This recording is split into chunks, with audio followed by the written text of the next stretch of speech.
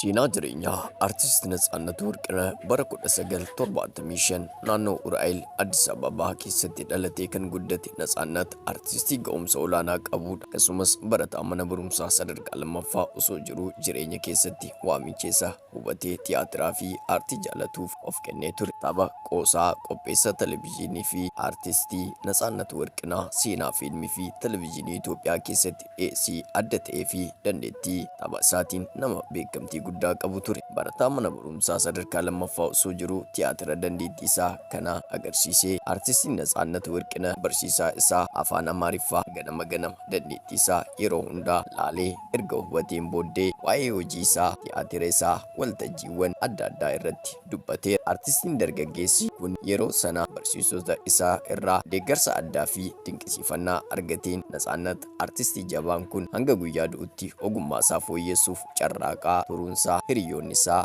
tiyaatira yuunivarsiitichaa ragaa ba'u. Natsaannat umrii dargaggummaa isaatti addunyaa aartii kan seenee yoo ta'u keessumaa hojiiwwan qoosaa isaatiin xiyyeeffannaa namoota hedduun hawwatee hojiiwwan isaa keessaa Fireeshmaan, Yaanchuu Leebaa, Baala Qalam, Hilmoochii fi kan kana fakkaatan keessatti ni dha'ama. Akkasumas erga industirii televizyiinii EBS'tti makamee as hojii isaa sagantaan beekame የቤተሰብ ጨዋታ jedhamu EBS televizyiinii irratti dhiyeessaa tureera. Keessattuu agarsiisni የቤተሰብ ጨዋታ kun fudhatama guddaa kan argate yoo ta'u daa'imman irraa kaasee hanga ga'eessotaatti namni hundinuu agarsiisa kana dinqisiifachuu qofa osoo hin taane mataa maatii fi mana hundaa keessatti galeera. Qoosaan Natsaannat yeroo gaaffii fi deebii uumu sagalee ol kaasee nama kufalchiisu hin shakkisiisu. Sagantaan kun namoota hedduu biratti akkasitti akka jaalatamu gochuuf mala isaa fi qoosaa isaa gahee guddaa taphateera. Beeksisni inni mala dubbisa adda ta'een hojjete illee adda kan ta'ee fi namoota biroo irraa kan hin mul'anne ture. Hiriyoonni isaa EBS hundinuu dhuunfaa isaa of gadi qabu, hojiif of kennuu fi yeroo hundaa isaan gammachiisu fedhii qabaachuu isaatiin hiriyoota isaa biratti akka dinqisiifatamuu fi akka jaalatamu taasiseera. Maarree dhaggeeffattoota kee